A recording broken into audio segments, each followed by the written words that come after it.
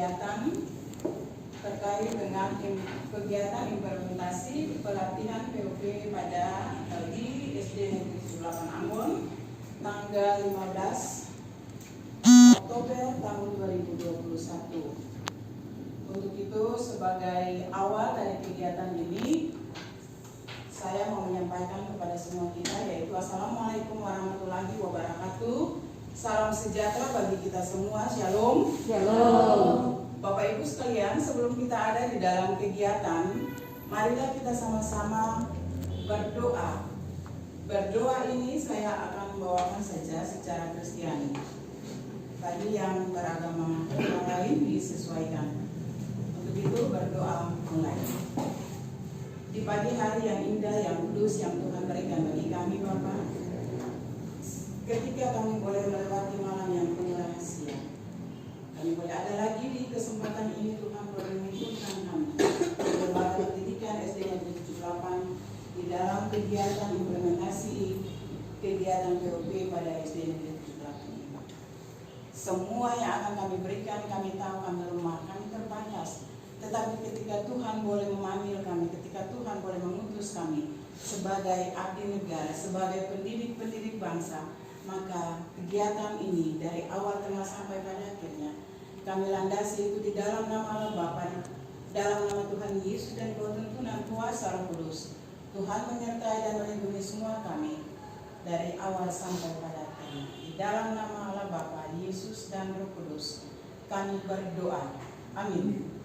Ya, Bapak Ibu sekalian, selamat pagi, semangat sehat. Semangat sehat. Semangat. Sebagai guru yang memang harus tahu bahwa semangat pagi itu seperti apa, semangat sehat itu seperti apa, semangat literasi itu yang seperti apa, ya. Ketika kita ada di dalam proses pembelajaran bersama dengan peserta didik, kita sebagai guru, kita harus tahu bagaimana proses awal masuk di dalam kegiatan dalam kelas. Awal daripada itu kita harus memberikan semangat atau spirit motivasi kepada peserta didik, yaitu dengan literasi, membaca awal selama 15 menit. Nah, ketika kita sebagai guru sudah mengimplementasikan setiap kali proses pembelajaran, walaupun di dalam keadaan pandemi COVID-19, tidak menutup kemungkinan bagi kita bahwa semangat itu harus kendor, tetapi semangat untuk pembelajaran itu dia harus tetap ada. Implementasi kurikulum 2013 bahkan yang ada dalam kegiatan implementasi pelatihan POP yang selama 4 hari telah dilaksanakan oleh panitia, ya, YPPM, itu kita harus melihat bahwa saya harus memberikan bagaimana pengenalan program sekolah dan kerjasama sekolah dengan masyarakat dalam mengembangkan literasi. Ya Bapak Ibu bisa kita lihat ya, bukan saja literasi, tetapi bagaimana pengembangan karakter, ya, yang nantinya akan dilanjutkan ya oleh pemateri yang akan ya besok, yaitu karakter itu dibentuk oleh seseorang yang mulai dari sejak kecil, baik di dalam kehidupan keluarga, di kehidupan masyarakat, bahkan juga di dalam lingkungan sekolah. Itu yang disebut pembentukan karakter yang berasal dari kegiatan-kegiatan ekstrakurikuler. Yang pertama adalah kegiatan kepramukaan, ya. Itu di situ kita akan dibentuk karakter peserta didik yang ada di situ.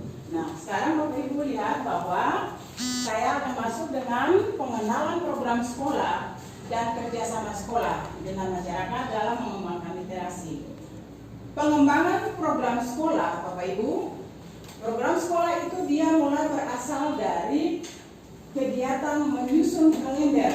Nah, bagaimana program sekolah itu kalender yang akan kita siapkan?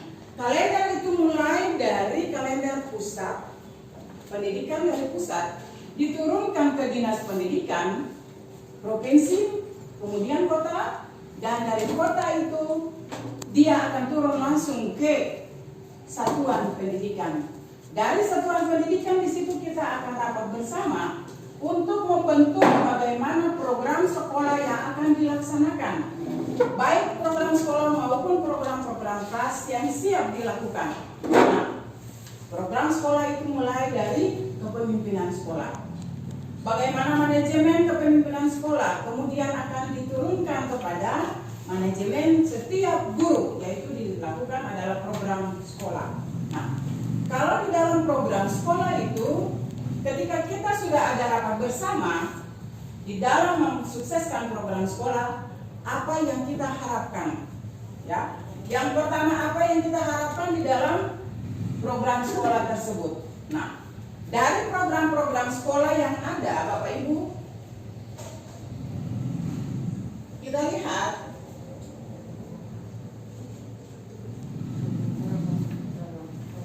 ya, sebelum kita ada di dalam literasi, kita lihat dulu program sekolah yang harus kita lakukan, ya. Berbagai cara yang kita sudah lakukan walaupun program ini baru ditingkatkan, ya. Gerakan literasi sekolah. Tetapi pada awal daripada gerakan literasi sekolah sudah mulai membuat program-program sekolah, yaitu mulai awal masuk sekolah, siswa itu sudah dipersiapkan dengan waktu 15 menit untuk mereka belajar lewat literasi-literasi yang ada, baik di perpustakaan maupun dengan buku-buku yang sudah disiapkan bagi anak. Jangankan buku, koran atau apapun saja itu yang merupakan bagian untuk anak-anak kita di dalam mengembangkan literasi. Ya, ketika mereka mulai mengembangkan literasi sekolah, ada juga ya di sekolah kita yaitu membuat pohon pengetahuan. Ya, kalau kita lihat pohon pengetahuan, ketika itu yang dikatakan pohon pengetahuan adalah sarapan pagi bagi anak. Itu juga merupakan bagian daripada literasi. Ya, pohon pengetahuan itu ketika anak masuk dan dia mengambil di dalam gelas atau mangkok yang sudah disiapkan, dan anak tersebut mengambil dan dia dapat menjawab setiap soal yang ada di dalam situ. Itu bukan dikatakan bahwa minuman yang dia harus minum, tetapi pengetahuan yang dia harus kecap. Materi yang disampaikan oleh guru di hari kemarin dibuat soal-soal apakah anak tersebut bisa memahami tentang literasi atau proses pembelajaran di hari kemarin, dan anak itu dapat mengembangkan ketika soal-soal yang ada di dalam pohon pengetahuan itu dia ambil dan dia menulis, dan jawabannya dikembalikan lagi ke dalam setiap mangkok atau gelas yang ada sudah tertera. Nah, dengan demikian gitu. Nah, sekarang kita lihat mengapa gerakan literasi sekolah itu dia harus ada. Kita harus kembangkan dia kembali. Kita tidak bisa membiarkan dia seperti kita datang hanya memberikan kepada anak-anak saja, anak-anak mengambil dan pulang. Tidak ada lagi. Tetapi interaksi antara guru dan peserta didik itu harus ada. Nah, kita lihat apa yang dikatakan dengan literasi, gerakan literasi sekolah. Gerakan literasi sekolah adalah sebuah gerakan dalam upaya menumbuhkan budi pekerti siswa yang bertujuan agar siswa memiliki budaya membaca dan menulis sehingga tercipta pembelajaran sepanjang hayat. Di abad 21 ini kemampuan ini disebut sebagai literasi informasi. Nah, Bapak Ibu tolong lihat di dalam gerakan literasi itu ada tertulis membaca dan menulis. Nah, kalau membaca itu yang dikatakan tadi ya, selama 15 menit guru memberikan berbagai buku kepada anak-anak untuk membaca dan mereka dapat menyimak apa yang mereka membaca, kemudian mereka dapat menulis. Nah, mereka menulis itu dan mereka akan menciptakan satu karya ya. Ketika mereka membaca tentang pahlawan Maluku, Thomas Matulesi. Nah, dari sejarah Thomas Matulesi, mereka langsung menulis Thomas Matulesi awalnya lahir di mana, ya, tempat tinggalnya di mana, berasal dari mana. Nah, itu adalah saat mereka membaca dan mereka harus menulis. Ya, itu adalah salah satu wacana yang mereka telah mengetahui. Nah, dibimbing oleh seorang guru. Ketika mereka telah menulis, maka terjadilah sebuah karya atau karya cipta yang dituliskan oleh peserta didik. Nah, Di situ yang disebut dengan bagaimana budaya membaca ya dan menulis dengan diciptakan ya, sehingga tercipta pembelajaran sepanjang hayat. Jadi anak itu dia membaca terus-menerus dan dia mengingat sepanjang hayat. Sampai pada usia tua pun dia tetap mengingat sejarah yang disampaikan. Ya, karena dengan mengulang membaca, budaya daerah itu dikembangkan. Kenapa sampai tadi saya katakan bahwa kalau budaya daerah kita adalah pahlawan dari Maluku, Thomas Matulisi. Bukan Thomas Matulisi saja, tetapi ada dia punya teman-teman Serkandi dari Maluku ya, Marta Kristina Tiahahu, kemudian Philip Latumahina, Antoni Ribo, saya perintah itu rekan-rekan dari Thomas Matulisi. Nah, itu harus dikembangkan sebagai anak-anak daerah ya. Sebagai anak-anak daerah itu harus dikembangkan bagaimana cara membaca dengan baik. Bagaimana anak dapat menerima materi dengan baik pada saat dia membaca. Bagaimana anak dapat menjawab setiap pertanyaan-pertanyaan yang ada. Nah, dia mulai menuliskan yang tadi saya sudah sampaikan. Sampai pada akhirnya dia dapat menciptakan ya sebuah pembelajaran sepanjang hayat yang dia miliki. Nah, dengan demikian Bapak Ibu, ya, gerakan literasi sekolah atau gerakan ini juga dia merupakan gerakan literasi yang aktivitasnya banyak dilakukan di sekolah. Bukan saja di dalam kelas, tetapi perpustakaan yang merupakan bagian utama dari kegiatan proses pembelajaran ketika masa pandemi. Kita tidak melibatkan peserta didik di dalam ruangan, tetapi lewat perpustakaan digital itu juga anak dapat membaca lewat digital yang ada pada Android, yang ada pada peserta didik ya. Dengan adanya di sekolah kita yaitu anak-anak dari mahasiswa dari kampus mengajar boleh mengorbitkan yaitu perpustakaan digital bagi peserta didik pada SD Negeri 78 Anggol.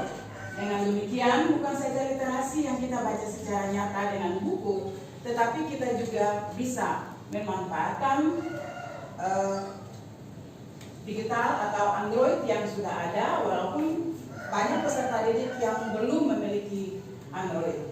Tetapi diharapkan yaitu bagaimana melibatkan ya siswa yang tadi saya sudah katakan, ada mahasiswa KM di sini ya, kampus mengajar, kemudian ada pendidik, tenaga kependidikan. Tenaga kependidikan ini bagi pegawai yang ada pada lembaga SD Negeri 78. Dan yang paling terutama adalah orang tua. Nah, orang tua adalah guru yang paling utama di rumah, pendamping peserta didik di dalam proses pembelajaran baik daring maupun luring, ya, dengan menampilkan praktik baik tentang literasi yang juga menjadikan kebiasaan-kebiasaan. Nah, literasi ini kan sudah dari dulu ya, kebiasaan awal mulai masuk sekolah. Nah, ini mengapa sampai harus digerakkan kembali? Ya, mengapa sampai literasi ini harus digerakkan kembali? Nah, justru literasi ini digerakkan kembali supaya bisa mengingat anak-anak dan juga para guru untuk menjadi pendidikan sepanjang hayat. Jadi bukan saja kita bersekolah dari TK sampai dengan perguruan tinggi sampai kita mendapatkan gelar yang paling akhir Prof, lalu kita selesai dari situ. Tetapi ketika membaca ini merupakan pembelajaran sepanjang hayat sampai kita ya pada waktunya selesai seperti itu ya, untuk menampilkan menjadikan sebagai kebiasaan. Nah, kebiasaan-kebiasaan itu merupakan budaya yang ada di sekolah kita. Kita sudah terapkan, tetapi kadang-kadang kita lupa apa yang sebenarnya kita melakukan. Ini kebiasaan yang sudah dilakukan sepanjang kegiatan yang ada di sekolah, baik juga dalam proses pembelajaran secara daring maupun secara luring juga Bapak Ibu sudah menyampaikan kepada anak-anak. Nah, dengan kegiatan-kegiatan tersebut Bapak Ibu lalu mulai memajangkan bagaimana karya anak seperti yang ada terpampang pada ruang kelas yang sementara Bapak Ibu. Kegiatan samping kiri terdapat ya karya-karya daripada anak-anak. Ada ya bagaimana mereka dapat mengembangkan kegiatan-kegiatan mereka di sini. Ya, jadi dalam mengembangkan program sekolah kita tidak saja bekerja sendiri, baik itu kepala sekolah, dewan guru, tetapi ada stakeholder yang sama-sama dengan kita di dalam proses pengembangan literasi. Jadi bukan anak-anak saja di sekolah, tetapi di masyarakat juga ya. Jadi ada 3 bagian penting, yaitu informal, formal, dan non formal.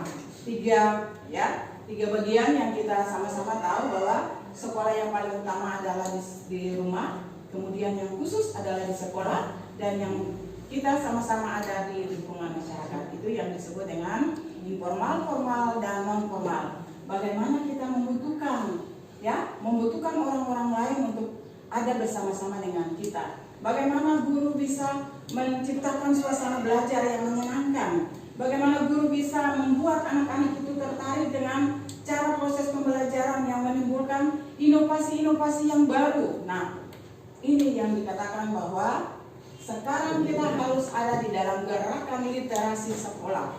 Nah, program-program yang dilanjutkan tadi yang sudah diawalkan, nah itu yang ini ya. Nah, yang Bapak Ibu tolong lihat, yang tadi saya sudah bilang, ya dukungan yang kita dapatkan yaitu yang pertama keluarga atau orang tua murid. Betul Bapak Ibu yang tadi saya sudah katakan. Kemudian ada stakeholder ya, komite sekolah, kemudian pengiat literasi ini adalah guru, masyarakat, dan juga orang tua ya. Itu pengiat literasi. Kalangan profesional ini adalah orang-orang yang sudah memiliki pengetahuan yang luar biasa, seperti Bapak Ibu yang dikatakan di dalam lingkungan sekolah, masyarakat ya, di dalam kehidupan keluarga, itu ada kalangan profesional. Nah, profesional itu orang yang sudah mengetahui dan dapat melakukan yang terbaik.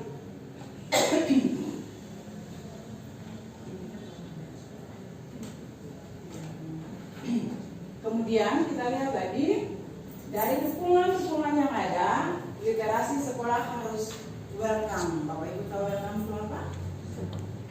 Ya, Bapak Ibu welcome itu apa? Biar tanya anak-anak SD juga, kalau Bapak Ibu guru saya tahu welcome itu apa? Ya, welcome itu apa? Ya, selamat datang. Bentuk yang dapat dilakukan dengan senang hati ya. Welcome berarti semangat saya punya hati senang ketika menyambut orang lain yang datang ya. Dengan ramah tamah kita akan melakukan kegiatan-kegiatan yang ada di sekolah. Jadi sekolah harus welcome, sekolah harus siap, sekolah harus menerima perubahan-perubahan yang terjadi. Sekolah harus menerima apa yang ada di dalamnya untuk merubah atau perubahan-perubahan yang terjadi di dalam literasi sekolah yang ini. Gerakan literasi sekolah berarti sekolah tidak tinggal diam. Jadi guru-guru tidak tinggal diam. Guru-guru harus menggerakkan semua apa yang harus didapatkan sesuai dengan diharapkan, sesuai dengan pendidikan gerakan literasi sekolah. Nah, ini contohnya Bapak Ibu, perpustakaan dan kegiatan literasi. Peserta didik yang siap untuk masuk di dalam perpustakaan, mohon maaf kalau fotonya hanya buram ya, dokumentasinya dia sudah kurang bagus, tetapi inilah kegiatan-kegiatan yang terdapat di dalam kegiatan literasi sekolah. Ya. Ya, Bapak Ibu, ini adalah ketika anak membaca. Ya, sesudah itu guru memberikan kesempatan kepada anak untuk mempresentasikan hasil yang ia lakukan, ya, hasil yang ia lakukan. Nah, dengan demikian, bagaimana kegiatan literasi sekolah itu dia harus dimanfaatkan dengan sebaik mungkin, tergantung kembali kepada guru-guru yang memiliki kreativitas dalam proses pembelajaran yang sungguh luar biasa, ya. Kemudian di dalam tugas dan tanggung jawab sebagai guru yang profesional, ya, ini adalah beberapa hal yang bisa saya sampaikan kepada Bapak Ibu. Menurut Bapak Ibu apa ya trik atau model atau cara ya. Trik itu cara, model, apa yang harus digunakan dalam bekerja sama dengan masyarakat untuk mengembangkan literasi sekolah. Jadi kalau Bapak Ibu lihat bukan saja di sini tetapi ada di tempat-tempat yang kita ada itu ada rumah belajar. Ya Bapak Ibu ya. Rumah belajar ini dari SD Negeri 78 juga sudah mengirimkan guru untuk mengikuti kegiatan bagaimana literasi, mengembangkan literasi sekolah ini. Tetapi yang mengikutinya adalah sudah almarhumah, Bapak Ibu ya, yang mengikuti kegiatan ini. Nah, tetapi di dalam kegiatan ini beliau sudah sampaikan walaupun sudah almarhumah, tetapi di dalam mengembangkan literasi sekolah bukan saja kepada beliau, tetapi semua kita yang ada di sini harus mengembangkan literasi sekolah sebagaimana yang kita sudah programkan, yaitu kebiasaan untuk membaca 15 menit dan sudah sesudah itu ya dalam proses pembelajaran baik literasi maupun numerasi ya, pengembangan dari literasi bahkan sampai dengan numerasi, bagaimana anak itu dia dapat menghitung daripada literasi, contoh-contoh soal yang diberikan atau beberapa materi yang disampaikan oleh guru kepada peserta didik itu mereka dapat membuat ya, melihat dari soal cerita, contoh soal cerita matematika ya, jarak antara kota A dan kota B 100 km. Nah, itu di dalam jarak antara 100 km itu berarti sudah ada literasi dan numerasi. Bagaimana anak itu dia dapat membaca dan bagaimana anak itu dia dapat menghitung. Ya. Nah, jarak yang ditempuh. Nah, itu adalah komponen yang harus dia lihat di dalam literasi dan numerasi. Jadi ada soal-soal yang harus dikembangkan sesuai dengan pengetahuan tingkat tinggi. Ya. Dengan demikian Bapak Ibu, di dalam membangun budaya literasi yang positif di sekolah, maka terdapat beberapa strategi yang dapat dilakukan oleh pihak sekolah. Yang pertama, yaitu mengkondisikan lingkungan fisik ramah literasi. Ya, Bapak Ibu kita lihat di sekolah kita, ketika sekolah kita hanya berdiri sendiri, tanpa ada sekolah-sekolah yang lain atau kita bersih dengan sekolah yang lain, maka kita akan membuat lingkungan sekolah kita ini adalah sekolah yang ramah literasi. Namun Bapak Ibu sendiri dapat mengetahui bahwa di lingkungan sekolah kita ini kita dapat melakukan pada saat kita ada di sekolah. Tetapi sesudah itu ada sekolah yang pergantian. Maka terkadang juga kita memiliki hal-hal yang terbaik, ya, hasil karya anak-anak yang terbaik dengan menggunakan berbagai hal. Tapi ada juga kadang akan hancur, ya Bapak Ibu ya. Hancur berarti kan kita tidak memiliki sendiri, orang lain yang bergantian shift, sehingga sekolah kita terkadang baik, terkadang juga ya kita datang lagi hati kita sudah merasa resah, bukan lagi yang tadi dikatakan welcome, ya sekolah kita harus welcome, benar kita welcome. Tetapi ketika pergantian sekolah ini pandemi, jadi kita tidak bisa melakukan shift sekolah, kita ada di dalam proses pembelajaran daring maupun luring. Nah, dengan demikian Bapak Ibu, yang kedua, mengupayakan lingkungan sosial dan efektif. Bagaimana lingkungan sosial yang ada di sini, ya di lingkungan sekolah maupun lingkungan sosial yang ada di lingkungan sekolah di sekitar kita, kita harus membuat sangat baik ya, efektif itu yang baik. Jadi bukan efektif lalu kita membuat yang tiga tata ruang, tidak, tetapi sosial dan efektif. Berhubungan secara langsung yang baik agar di dalam mengembangkan lingkungan sosial yang ada di lembaga ini akan berdampak sangat harmonis. Yang berikut adalah yang ketiga, ini adalah membangun budaya literasi, yaitu mengupayakan sekolah sebagai lingkungan akademis yang literat. Nah, Bapak Ibu, beta mau tanya satu dulu. Bagaimana mengkondisikan lingkungan fisik ramah literasi? Siapa bisa jawab? Ya, bagaimana mengkondisikan lingkungan fisik ramah literasi? Ya, kalau tadi saya sudah memberikan penjelasan tentang bagaimana kita harus mengkondisikan lingkungan fisik, tetapi apa yang Bapak Ibu harus lakukan sehingga kondisi lingkungan fisik ramah literasi ini dia tetap berjalan dengan baik? apa yang Bapak Ibu harus lihat, apa yang Bapak Ibu harus kerjakan, apa yang Bapak Ibu harus upayakan sehingga mengkondisikan lingkungan fisik ramah literasi ini dia bisa berjalan dengan baik. Siapa bisa menjawab? Ya Bapak Ibu, siapa yang bisa menjawab? Ibu Ita, bagaimana mengkondisikan lingkungan fisik ramah literasi? Ibu Ita, mari silakan jawab apa yang Ibu Ita rasakan selama ini. Mungkin dalam pandemi ya kita tidak ini, tetapi bagaimana keadaan fisik ya lingkungan ramah literasi ini. Jadi kita membawa kembali dalam proses pembelajaran ya, dalam proses pembelajaran ketika Ibu Ita dapat melihat ya, terjun langsung di dalam keluarga anak-anak yang memang sama sekali dikatakan adalah anak yang paling kurang, yang paling miskin. Apa yang Ibu Ita dapat kembangkan pada saat itu? Apakah saat berinteraksi dengan mereka, memberikan materi kepada mereka, adakah sesuatu yang bisa bentuk ya lingkungan fisik dalam lingkungan itu seperti apa? Ibu Ita, Ibu Fin atau Ibu Ita, karena sudah banyak ya Bapak Ibu turun terjun langsung untuk memberikan mengkondisikan lingkungan fisik ramah literasi, bukan saja di sekolah tetapi di lingkungan juga ya.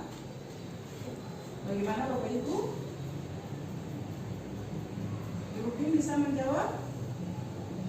Ya, kalau saya untuk ramah literasi di dalam situasi pandemi kayak begini, yang harus dilakukan oleh guru itu adalah menghadirkan perangkat-perangkat yang bisa mengembangkan mereka punya minat baca. Jadi kita membawa buku dan segala macam. Tetapi kalau untuk yang lebih sederhananya, untuk membangun karakter literasi anak di lingkungan rumah atau dengan apa yang ada saja di dalam keluarga, bisa saja dengan melihat benda atau apapun yang ada di dalam rumah dari si anak tersebut, terus kita bersikap seakan-akan, misalnya saya kasih contoh tentang ada bunga yang di mejanya, saya tanya ini bunga siapa yang buat, atau lalu dia mengatakan bahwa saya dan mama, ini karena memang pengalaman langsung ya dia, ini saya dan mama ini mama yang buat, tapi kamu tahu tidak langkahnya, tahu ibu, tahu dari mana? Oh mama pernah menjelaskan, terus dia menjelaskan oh bunga ini terbuat dari ini, dari misalnya bahan bekas apa gitu, misalnya masker atau kertas bekas, terus ini dibuat begini, dan jadi itu secara sederhana yang memang tidak harus dengan yang tinggi, tapi dengan itu saja kita sudah bisa melibatkan anak itu bisa mendeskripsikan sesuatu yang ada di depannya dengan kalimat-kalimatnya sendiri. Mungkin itu dari saya. Iya, baik Ibu Fin. Ada lagi yang bisa menambahkan? Mungkin ya. Baik, Ibu Ita. Ya mungkin apa yang telah dijelaskan di film itu terkait dengan situasi pandemi. Tapi yang saya sendiri alami pada saat tatap muka itu, waktu pertama kali saya mengajar di sini itu kegiatan literasi itu sudah saya lakukan, karena saya berpikir literasi itu bukan hal yang baru lagi dunia pendidikan. Dan itu saya sudah lakukan itu dulu. Jadi kalau literasi itu mau berjalan itu tergantung lembaga itu sendiri dan kemampuan guru. Kita harus memfasilitasi, sekolah memfasilitasi, dan guru itu juga punya kemampuan.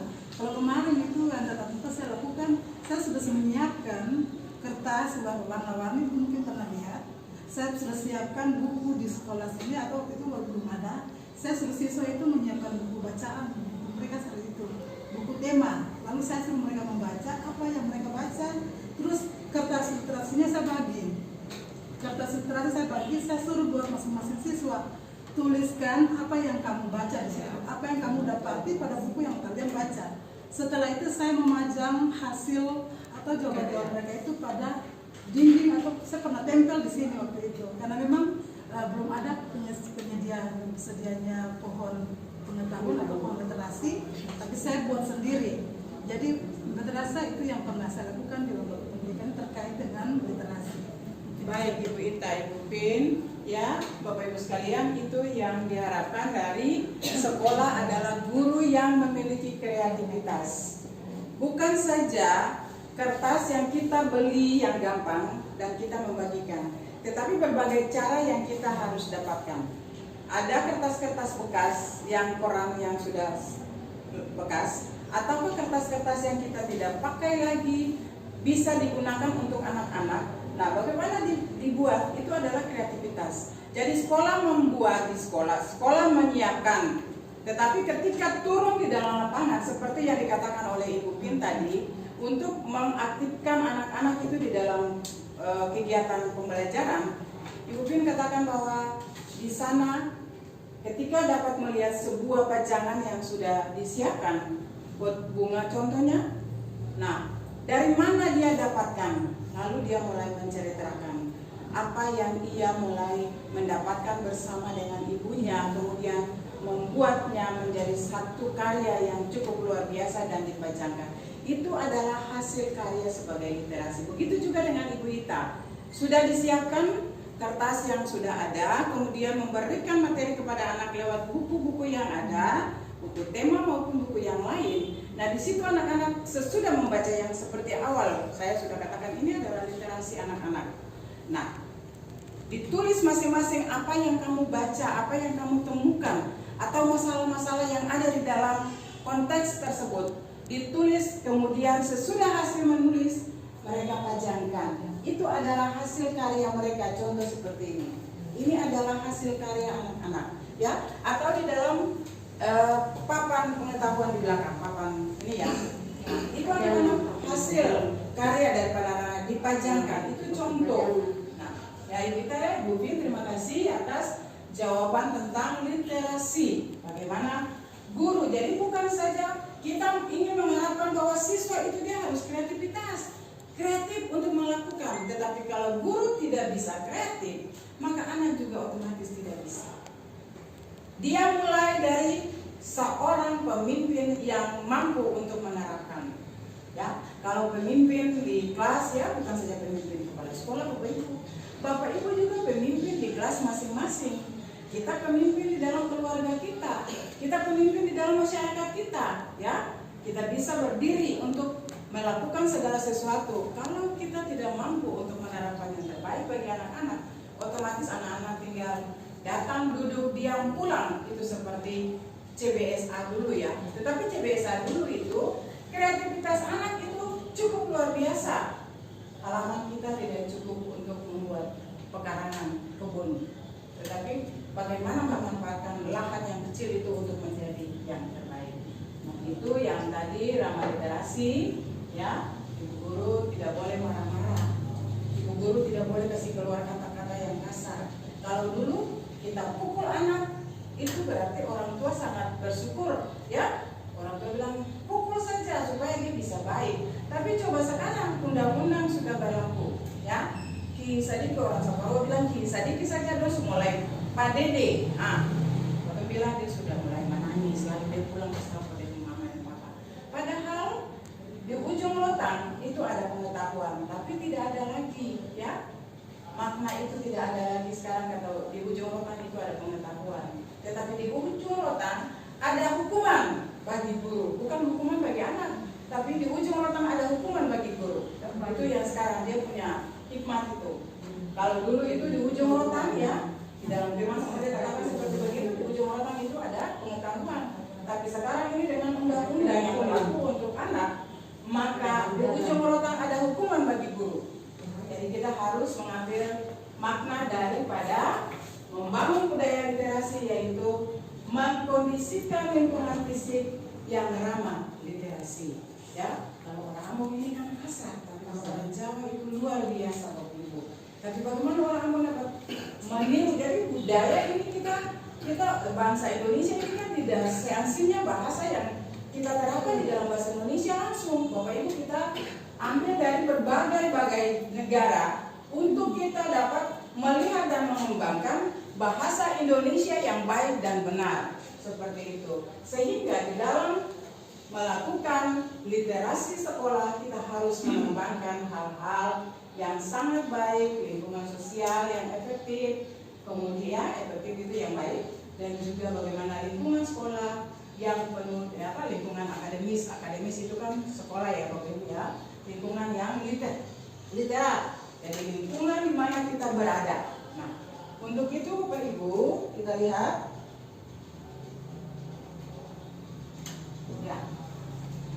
Selain dari semua yang tadi saya sudah katakan, ya, di sini ada satu pertanyaan, ya, apa yang harus dimiliki guru dan kepala sekolah dalam mengembangkan literasi sekolah?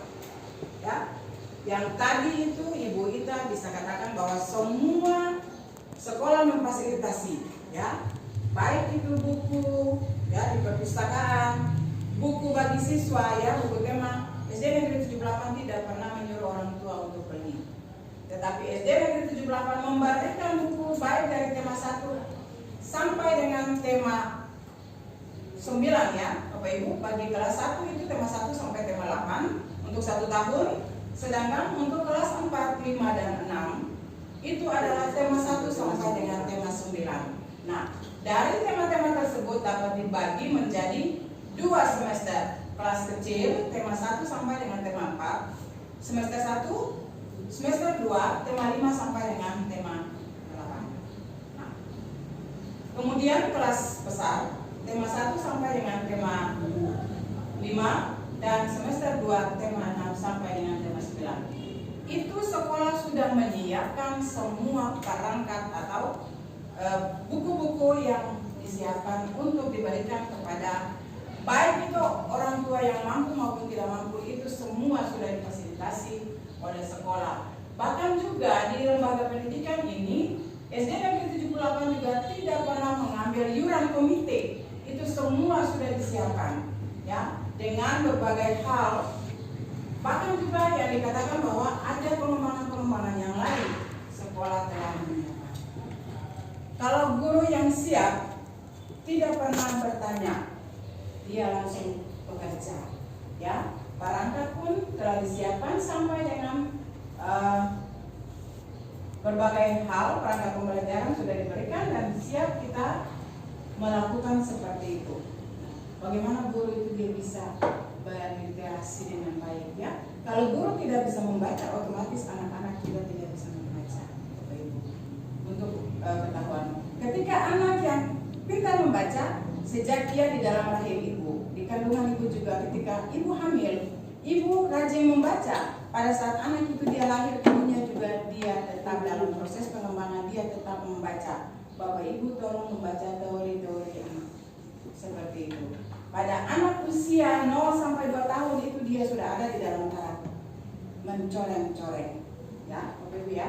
Kemudian dari taraf 2 sampai dengan 4 tahun masuk di dalam 5 tahun, anak mulai membaca awal, ya. Pengenalan huruf kepada anak itu sudah disampaikan. Itu adalah guru yang harus mengetahui bagaimana teori-teori belajar dan dimasukkan ke dalam literasi, ya, seperti itu. Sehingga guru yang siap untuk masuk ke dalam abad ke-21 itu guru yang sudah luar biasa, yang memiliki IT yang tidak lagi ditanggungkan oleh orang lain, seperti itu.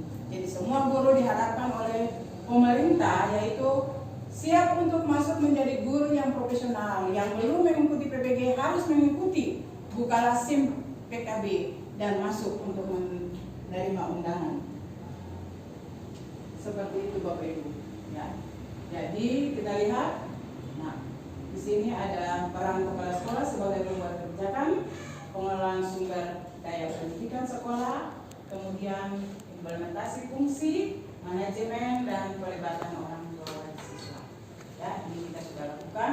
Implementasi peran kepala sekolah sebagai motivator dan pengkaderan.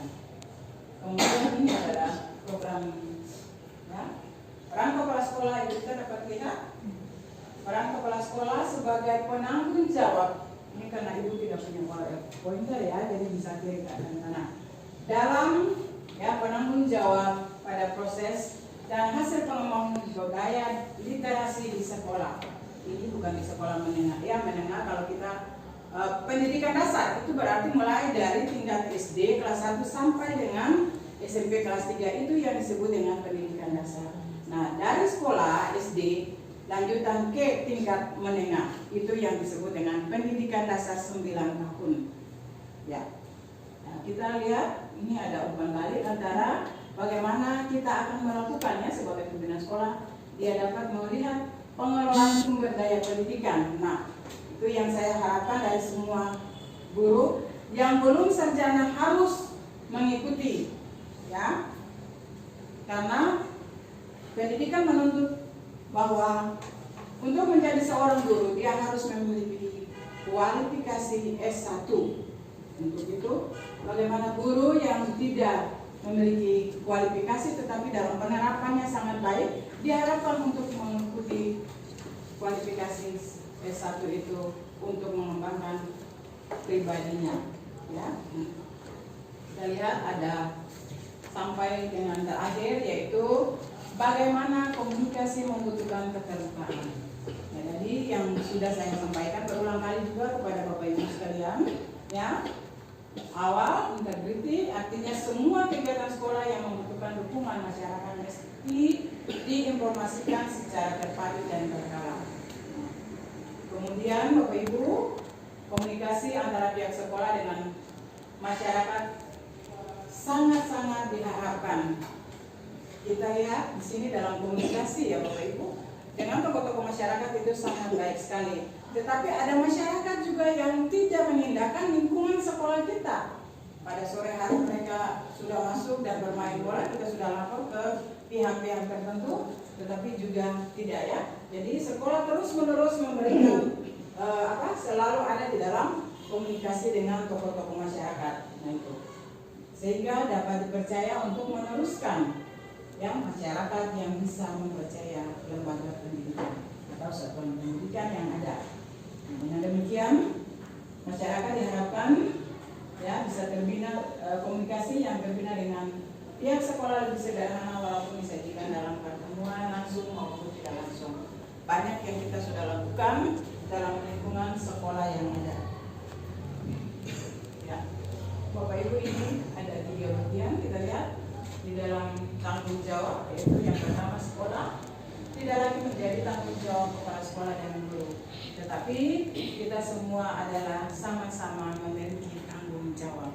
Ya, jadi bukan tanggung jawab sekolah itu kepala sekolah saja, bukan saja guru, bukan saja anak sekolah, bukan saja orang tua atau yang lain-lain, tetapi kita adalah warga sekolah yang sama-sama memiliki rasa tanggung jawab. Ya Bapak Ibu, ya. Jadi rasa tanggung jawab untuk memiliki di situ kita sama-sama bekerja sama. Yang dikatakan bekerja sama yaitu saling tolong menolong, bantu sesama, atau yang dikatakan kerjasama kalau orang Ambon bilang itu apa? Bergotong royong, ya. Kalau beban yang sangat berat, ketika semua bekerja sama beban itu akan menjadi ringan. Itu adalah satu bahasa dari Ibu Ona, ya. Bahasa dari Ibu Ona bilang begitu, mari kita semua sama-sama gotong royong. Nah, gotong royong itu kalau gotong kerjasama, lalu semua akan menjadi baik. Ya, beban itu berat, tapi kalau kita pikul bersama beban itu menjadi ringan.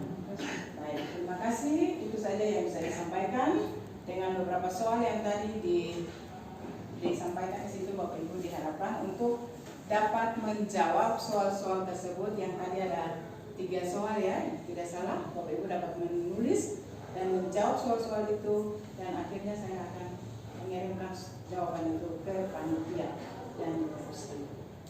Terima kasih Bapak Ibu.